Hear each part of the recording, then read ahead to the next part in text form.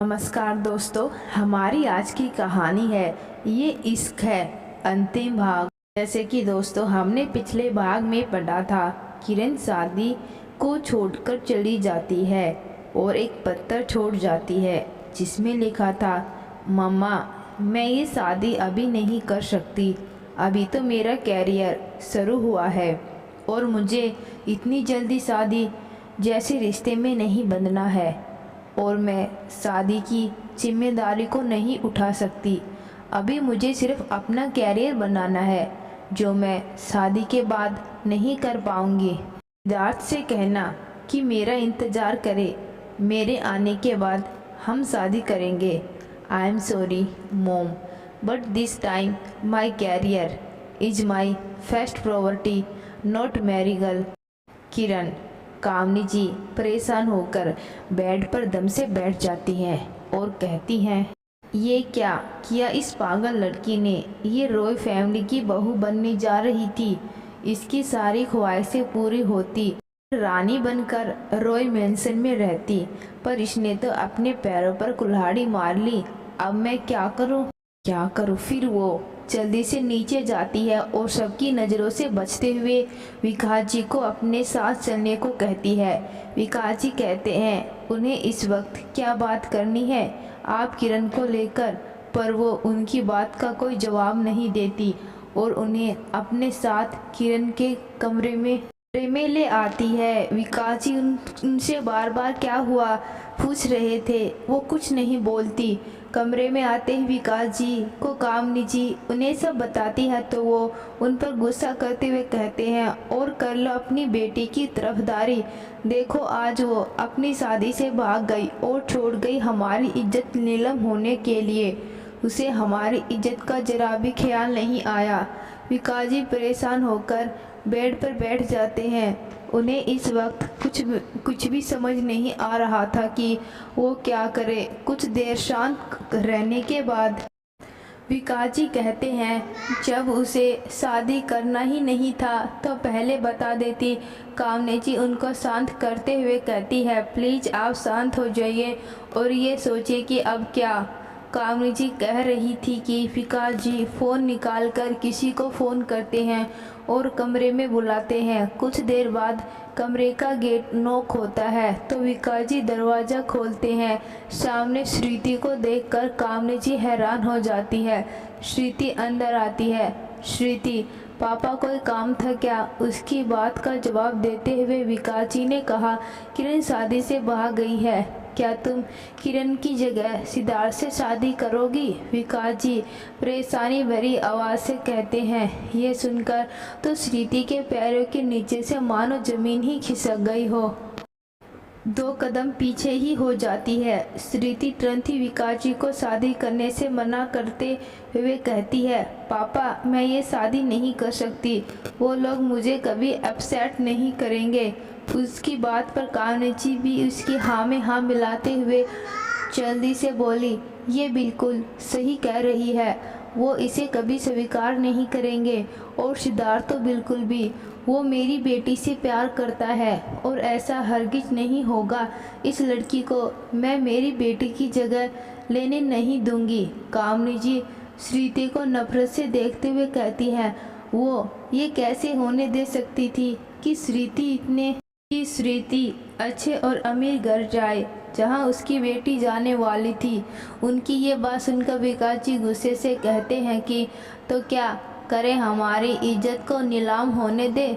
उनकी ये बात सुनकर कामनी चुप हो जाती है तो विकास जी श्रुति से दोबारा पूछते हैं, बेटा प्लीज़ मान जाओ, अब 2 परिवारों की इज्जत तुम्हारे हाथ में है।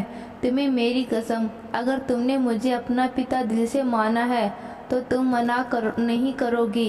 ये कहते विकास जी अपने हाथ जोड़ लेते हैं तो श्रुति जल्दी से उनके हाथों को पकड़ते हुए कहती है, पापा आप हाथ मत जोड़िए, मैं आपके लिए ये शादी करने को तैयार हूँ। जी बेटा, मैं तुम्हारा ये एहसान कभी नहीं चुका पाऊँगा।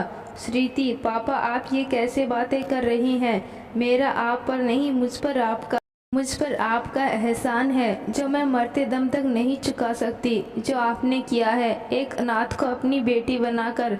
विकास जी हल्के गुस्से में, बेटा मैं तुमसे कितनी बार कहा कि भले तुम मेरा खून न हो, पर मैंने तुम्हें अपनी बेटी से कभी कम नहीं समझा। श्रुति, सॉरी पापा, ऐसा नहीं बोलूँगी। विकास जी, कामनी से तुम इसे तैयार करके जल्दी नीचे लेकर आओ। विकास जी नीचे चले जाते हैं। अब कामनी जी के पास विकास जी की बात मानने के अलावा कोई ऑप्शन नहीं था। कामनी जी नहीं चाहते हुए भी श्रुति को तैयार करने लगती है, पर श्रुति तो बस एक स्टैचू की जैसे बैठी हुई थी। उसके मन में तो सिर्फ यही चल रहा था कि रॉय फैमिली और सिद्धार्थ को उसके बारे में पता चलेगा तो क्या वो लोग उसे स्वीकार करेंगे। श्रुति तैयार हो जाती है। वो बहुत खूबसूरत लग रही थी। वैसे तो वो पहले से बहुत सुंदर है। आज दुल्हन के रूप में जो उसे देखता तो देखता ही रह जाता। श्रुति, कामनी जी श्रुति को तैयार करने के बाद उसे बोली, मैं तुम्हें अपनी बेटी की जगह लेने दे रही हूँ क्योंकि मेरे पास इसके अलावा कोई रास्ता नहीं है। पर तुम एक बात याद रखना, you are a substitute bride. मैंने तुम्हें जो ये नाम दिया है, अब से तुम वही हो मेरी बेटी की सब्स्टिट्यूट। और सिर्फ कुछ समय के लिए तुम्हें सिर्फ कुछ समय के लिए उसकी जिम्मेदारी निभानी है।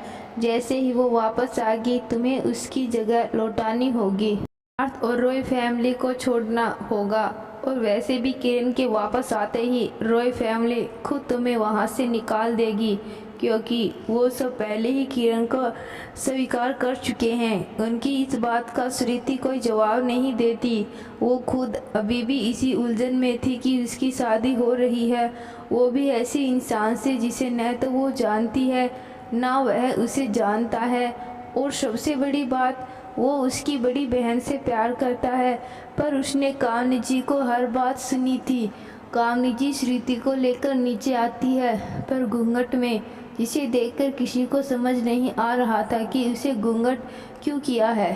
अभी मीरा जी कहती है, कामनी जी आपने किरण को इतना लंबा घूंघट क्यों डलवाया है? आजकल तो ये सब नहीं चलता है। उनकी बात पर कामनी जी, ये हमारे परिवार की रस्म है कि दुल्हन की घूंघट में ही शादी होती है और घूंघट उसके ससुराल में ही उठाया जाता है। ये हमारे यह की बहुत पुरानी परंपरा है। मीरा जी को ये बात थोड़ी अजीब तो लगती है, लेकिन फिर वो कुछ नहीं कहती।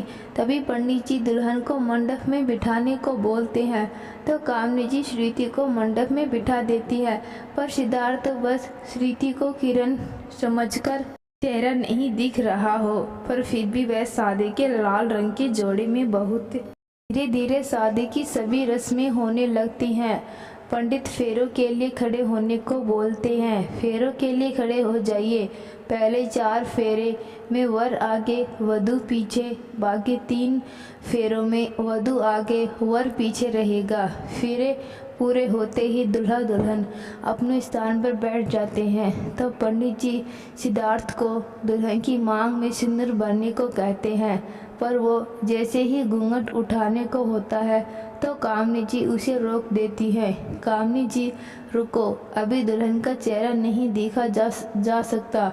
फिर वो अपने साड़ू के पल्लू से दुल्हन का चेहरा छिपा देती है और सिद्धार्थ को मांग भरने के लिए कहती है।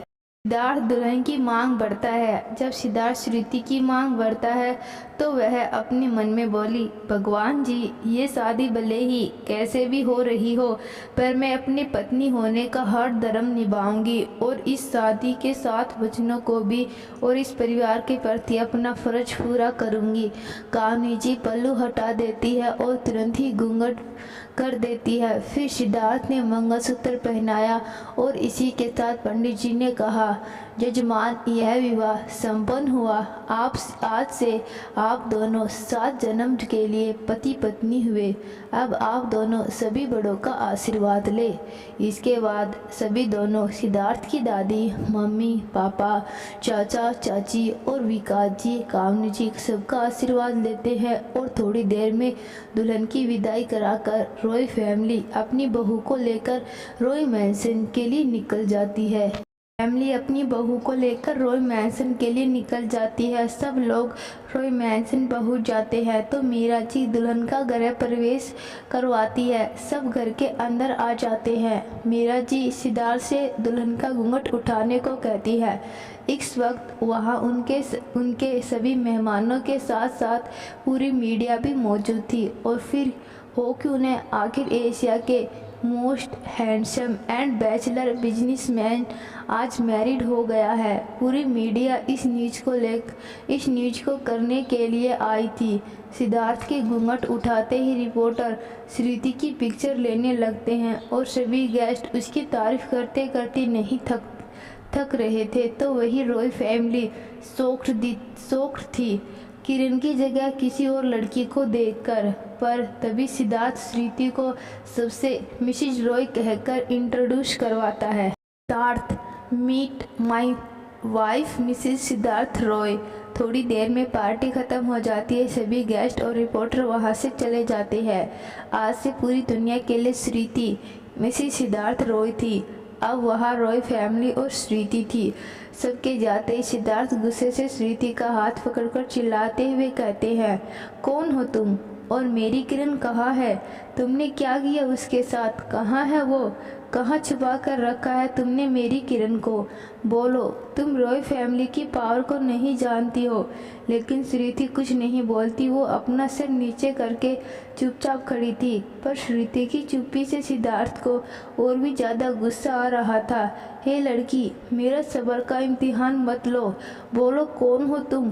पर श्रुति तो कामनी जी की बातों के बारे में सोच रही थी। सिद्धार्थ की बात सुनकर विक्रम जी, सिद्धार्थ के पापा, सिद्धार्थ पुलिस को फ़ोन करो, तब शायद ये सब बताएगी। उनकी ये बात सुनकर श्रुति बहुत ज़्यादा घबरा जाती है। अब उसके पास सब बताने के अलावा कोई ऑप्शन नहीं बचता। प्लीज़ आप पुलिस को मत बुलाइए। आप लोग एक बार मेरी बात सुन लीजिए। मैं श्रुति गुप्ता हूँ, किरण दीदी की छोटी बहन।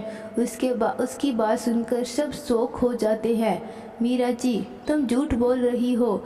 हमने तुम्हें कभी नहीं देखा और न ही गुप्ता फैमिली ने हमें तुम्हारे बारे में बताया। और सिद्धार्थ, तुम इस लड़की को मुस्कुराते हुए मिसेज रॉय कहकर इंट्रोड्यूस करवा रहे थे।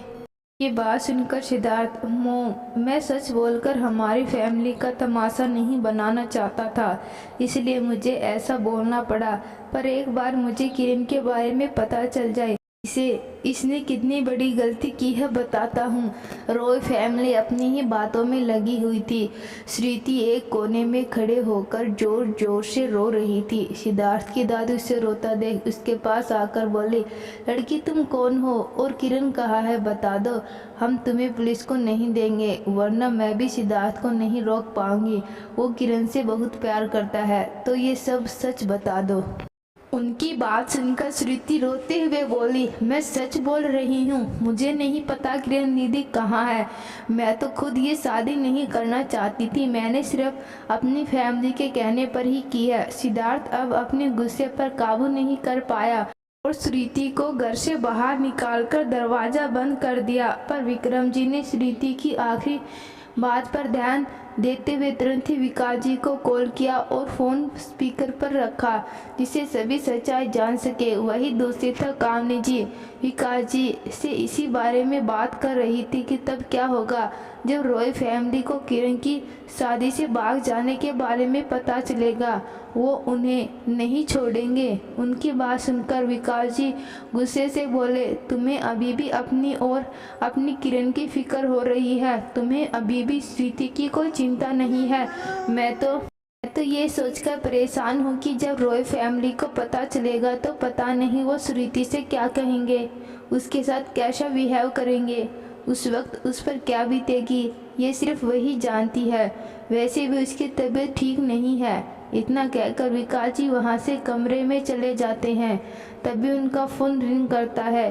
विक्रम जी का कॉल उठाकर वो घबराते हुए बोले, हेलो विकास जी। कांपती हुई आवाज़ सुनकर विक्रम जी ने बड़े ही रोह में कहा कि ये क्या मजाक है विकास जी। ये लड़की कौन है जो खुद को किरण की छोटी बहन होने का दावा कर रही है, और किरण कहाँ है? बोलिए विकास जी। दावा कर रही है और किरण कहाँ है? बोलिए विकास जी। विकास जी उनके सवालों का जवाब देते हुए बोले, मुझे पता है आप हमसे नाराज़ हैं, पर हमें खुद नहीं पता किरण कहाँ है। जब कामनी जी उसे के लिए कमरे में लेने गई तो वो वहाँ नहीं थी। दोनों परिवार की इज्जत का सवाल था, इसलिए मुझे ये कदम उठाना पड़ा। विक्रम जी उनकी बात सुनकर बोले, और ये लड़की श्रीति जो बार बार खुद को किरण की छोटी बहन बता रही है, ये क्या सच है? आपने तो हमें कभी नहीं बताया कि एक और बेटी है। ऐसा क्या हुआ कि आज तक आपने उसे हमसे छुपाकर? विक्रम जी उनकी बात सुनकर बोले, ऐसा क्या हुआ कि हमसे छुपा कर रखा? विकास जी उनकी बात सुनकर समझ गए कि रॉय मैंसन का माहौल अभी काफ़ी गर्म है। उन्होंने कहा, हाँ ये सच है कि श्रीति किरण की बहन है और हमारी छोटी बेटी है, लेकिन जिस वक्त आप शादी का रिश्ता हमारे घर लाए थे उस वक्त श्रीति हॉस्पिटल में थी, क्योंकि 2 महीने पहले उसका एक्सीडेंट हो गया था और वो कोमा में चली गई थी। कुछ दिन पहले ही उसे होश आया है। बस इसी वजह से कभी आप श्रीति से नहीं मिल पाए, और सब कुछ इतनी जल्दी में हुआ कि मैं भी आपको कुछ नहीं बता पाई। प्लीज़ आप लोग श्रीति से कुछ मत कहना, इसमें उसकी कोई गलती नहीं है। उसने ये शादी सिर्फ मेरे कहने पर की है। इतना कहकर उन्होंने कॉल कट कर दिया। फ़ोन स्पीकर पर होने के कारण सिद्धार्थ एक्सीडेंट के बारे में सुनकर शॉक्ड हो गया और करण की तरफ देखने लगा। करण भी इशारे में उसने बोला कि श्रीति ही वो ही लड़की है जिसका एक्सीडेंट उससे हुआ था। पर सभी बातों में सबको ये पता चल गया था कि किरण शादी से भाग गई है। विकास जी की बात सुनकर विक्रम मीरा से बोले, मुझे समझ नहीं आ रहा मैं क्या करूं। इसका मतलब वो लड़की बिल्कुल सच बोल रही थी। वो किरण की छोटी बहन है। हमें उसके बारे में इसलिए नहीं पता था क्योंकि वो 2 महीने पहले उसका एक्सीडेंट हो गया था। मीरा को गुप्ता फैमिली पर बहुत गुस्सा आ रहा था। वो बोली, लेकिन फिर भी उन्होंने ये गलत किया। उन्हें एक बार भी हमें किरण के भाग जाने के बारे में बताना चाहिए था। लेकिन तभी उनके दिमाग में श्रीति का ख्याल आया और वो जाकर घर का दरवाज़ा खोलती है और इधर उधर देखने लगी, लेकिन उन्हें वहाँ कोई नहीं दिखा। उन्हें लगा कि शायद श्रीति चली गई है, इसलिए वो अंदर आने लगी। पर 2 कदम चलते ही उनकी नज़र ज़मीन पर बेहोश पड़ी श्रीति पर गई। श्रीति को बेहोश देखकर वो घर के सभी मेंबर्स को आवाज़ लगाने लगी, सुनिए सब लोग बाहर आइए, देखिए ये श्रीति को क्या हो गया। मीरा की आवाज़ सुनकर सभी घबराते हुए आते हैं तो मीरा उन्हें श्रीति की तरफ इशारा करती है।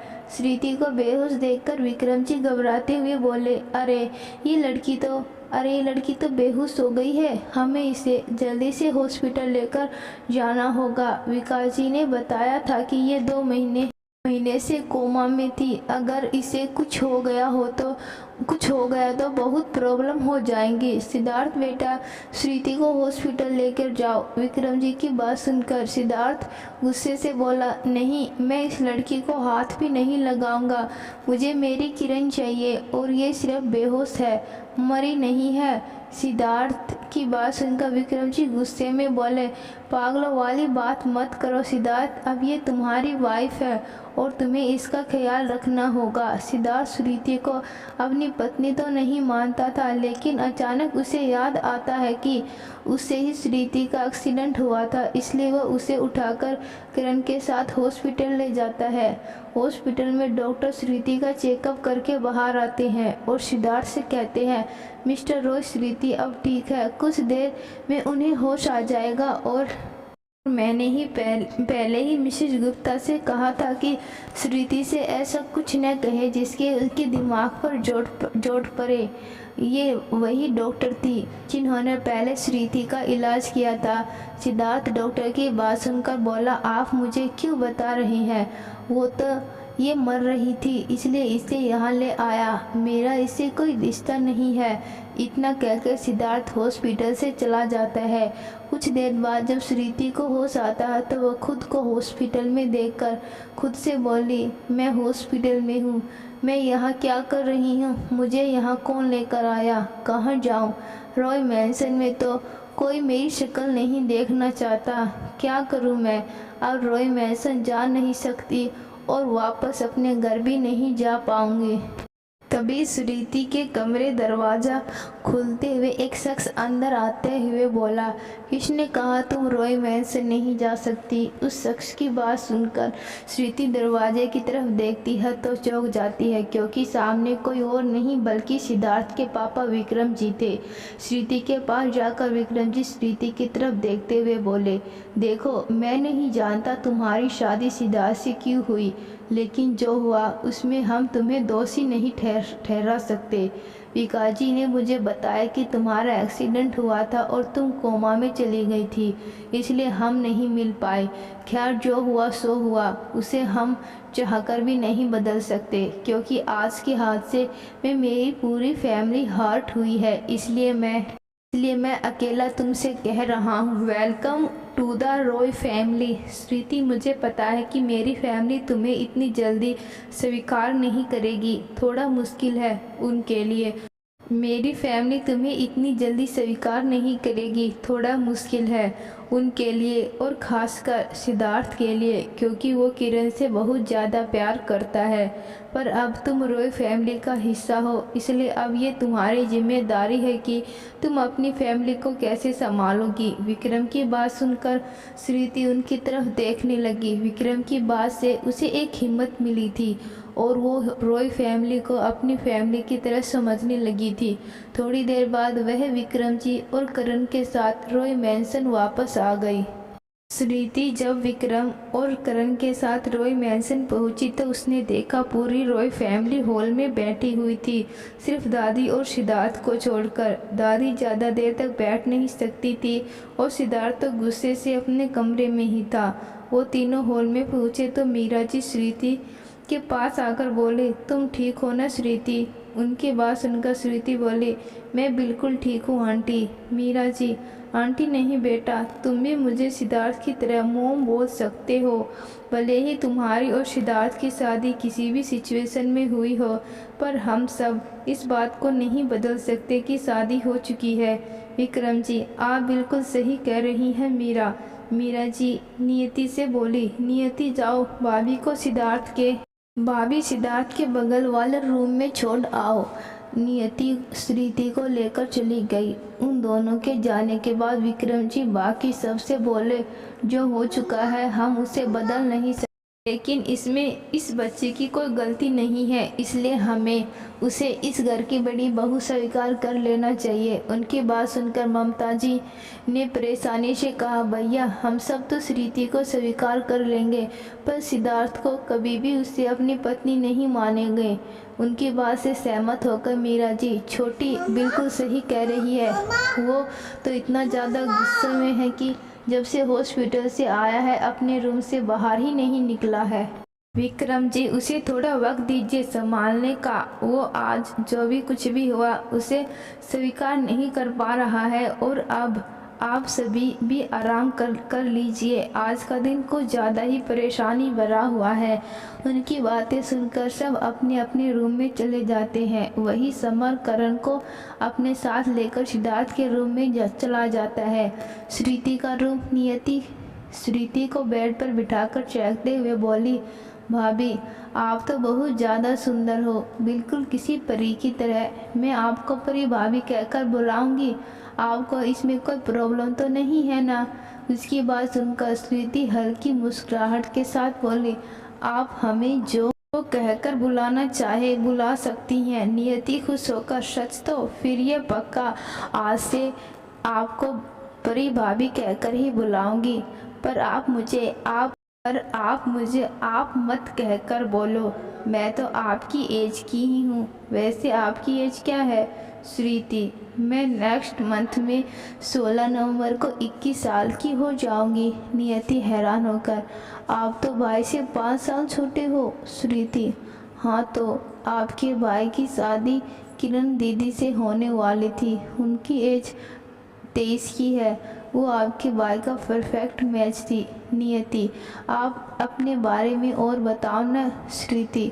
हमारा MBA 6 मंथ पहले ही कंप्लीट हुआ है और हमें जॉब भी मिल गई थी, पर उसी दिन हमारा एक्सीडेंट हो गया। नियति, मेरा भी लास्ट ईयर है MBA का। नियति कुछ और पूछती उससे पहले ही वहाँ मीरा जी और ममता जी आ गई। उनके साथ कुछ सर्वेंट श्रुति का सामान भी लेकर आ गए। वो सामान रखकर चले गए। मीरा जी श्रुति के पास आकर बोली बेटा, इसने तुम्हें बोर तो नहीं कर दिया? सवाल पूछ कर उनकी इस बात पर नियति ने अपना सा मुंह बना लिया। उनकी बात सुनकर श्रुति मुस्कुराते हुए कहा, नहीं माँ, ये तो बहुत प्यारी है। मीरा जी उसकी बात पर मुस्कुराकर, ये प्यारी सी, इसे तो सिर्फ बातें बनाना आता है। ममता जी भी नियति को चिढ़ाते हुए बोली, और नहीं तो क्या, इसका मुंह तो दिन रात चलता रहता है, किसी राजधानी एक्सप्रेस की तरह। उन दोनों की बात से चिढ़कर नियति बोली, आप लोग मेरा इंसल्ट कर रहे हो मेरी प्यारी परी भाभी के सामने। मीरा जी, अब ये परी भाभी कौन है? नियति खुश होकर, अरे ये तो मैंने भाभी को निक नेम रखा है, जो सिर्फ मैं ही बुलाऊंगी, क्योंकि भाभी बिल्कुल परी की तरह दिखती है। ममता जी उसे चुप कराते हुए, अच्छा ठीक है, तुम्हें जो कहना है बुलाना है बुला लेना, पर अभी चलो यहाँ से। अब उसे आराम करने दो। वो उसे लेकर चली जाती है। अब वहाँ सिर्फ श्रुति और मीरा जी ही थी। मीरा जी श्रुति के पास बैठकर उसका हाथ अपने हाथ में लेकर बोली, देखो श्रुति, मैं जानती हूँ कि आज जो हुआ उसमें तुम्हारी कोई गलती नहीं है, पर सिद्धार्थ की भी तो इसमें कोई गलती नहीं है। उसे इतना बड़ा धोखा मिला, उसका दिल टूटा है। आज उसने तो कभी सपने में भी नहीं सोचा था कि किरण उसे धोखा देगी। थोड़ा रुककर फिर बोली, इसलिए मैं सिद्धार्थ से तो कोई उम्मीद नहीं कर सकती, पर तुमसे तो कर सकती हूँ ना। शादी कोई खेल तो नहीं है, ये 7 जन्मों का बंधन है और इसे बनाने की शुरुआत तुम्हें करनी होगी। उनकी बात सुनकर श्रुति नम आँखों से बोली, माँ, इस रिश्ते की शुरुआत करने से पहले मैं आपको अपनी ज़िंदगी का सच बताना चाहती हूँ। उसकी बात सुनकर मीरा जी बोली, हाँ बोल बेटा। श्रुति रोते हुए, मैं अनाथ हूँ, मैं विकास पापा की अपनी बेटी नहीं हूँ, उन्होंने मुझे अडॉप्ट किया था। मीरा जी उसकी बात सुनकर हैरान होते हुए बोली, ये तुम क्या कह रही हो श्रुति? क्या इसलिए तुम्हारे बारे में विकास जी ने किसी को नहीं बताया? श्रुति, नहीं माँ, पापा तो मुझे दीदी से भी ज़्यादा प्यार करते हैं, पर मम्मी और दीदी मुझे बिल्कुल भी पसंद नहीं करती हैं। मीरा जी उसकी बातें सुनकर बोली, तो क्या तुम्हें अपने असली माता पिता के बारे में कुछ नहीं पता? श्रुति उनके सवाल का जवाब देते हुए बोली, पापा ने सिर्फ मुझे इतना ही बताया कि जब मैं 3 साल की थी तब मेरे रियल मम्मी पापा का एक्सीडेंट हो गया था और उनकी मौत हो गई थी। मेरे पापा विकास पापा के दोस्त थे। मीरा जी को उसके बारे में जानकर बहुत दुख हुआ। उन्होंने पूछा, तो इसलिए कामनी जी तुम्हारे साथ बुरा व्यवहार करती हैं? श्रुति हैरानी से उन्हें देखकर, आपको कैसे पता? मीरा जी उसकी बात का जवाब देते हुए, वो एक बार जब मैंने मेहंदी की रस्म के मुहूर्त निकलवाने के लिए कॉल किया था, तब मेरा कॉल गलती से उनसे उठ गया। तब मैंने उनकी सारी बातें सुनी थी, जिसमें वो विकास जी से तुम्हारे बारे में बहुत बुरा भला कह रही थी। उनकी बातों से सिर्फ नफरत साफ साफ महसूस हो रही थी। उनकी बात सुनकर श्रुति भरी आवाज़ में, आपने सही महसूस किया माँ, वो मुझसे हद से ज़्यादा नफरत करती हैं। बचपन में वो मुझे बहुत मारती थी, घर का सारा काम करवाती और रात को कभी कभी खाना भी नहीं देती थी। ये बात जब पापा को पता चली तो उन्होंने मुझसे कहा, से कहा कि वो मुझे हॉस्टल भेज देंगे, लेकिन मैंने मना कर दिया। पापा मुझे और दीदी को घुमाने एक पहाड़ी वाले एरिया में ले गए। तब दीदी को पता नहीं हुआ, पता नहीं क्या हुआ, उन्होंने मुझे पहाड़ी से धक्का दे दिया, लेकिन वहीं खड़े एक अंकल ने मुझे बचा लिया। जब पापा को मैंने ये बात बताई तो उन्होंने मुझे उसी दिन हॉस्टल भेज दिया। तब मैं 8 साल की थी। उसके बाद कभी भी वापस घर नहीं आई। 2 साल पहले पापा को हार्ट अटैक आया, तब मैं वापस आई। तब से मैं यही हूँ, लेकिन मैं उस घर में कभी भी रात को नहीं रुकती थी। मैंने अपने लिए एक फ्लैट ले रखा है, मैं वही रहती हूँ। श्रुति की बात सुनकर तो मीरा जी को यकीन ही नहीं हो रहा था कि श्रुति ने इतना कुछ कैसे सह लिया। उसकी जगह कोई और होता तो शायद जीना ही भूल जाता। ये सब फिर से याद करके श्रुति रोने लगी तो मीरा जी ने उसे गले से लगा लिया। वो उसे शांत कराते हुए बोली, नहीं बच्चा, रोते नहीं, आज से ये तुम्हारा घर है, मैं तुम्हारी माँ हूँ। तभी पीछे से 3 आवाज़ आई, और मैं पापा, और मैं चाचा चाची। आवाज़ सुनकर मीरा जी और श्रुति ने पीछे मुड़कर देखा तो वहाँ दरवाजे पर विक्रम जी, विनोद जी और ममता जी थी। तो दोस्तों, आज की कहानी आपको कैसी लगी कमेंट बॉक्स में ज़रूर बताना। कहानी अच्छी लगी, कहानी को लाइक, शेयर और चैनल को सब्सक्राइब ज़रूर करना। धन्यवाद।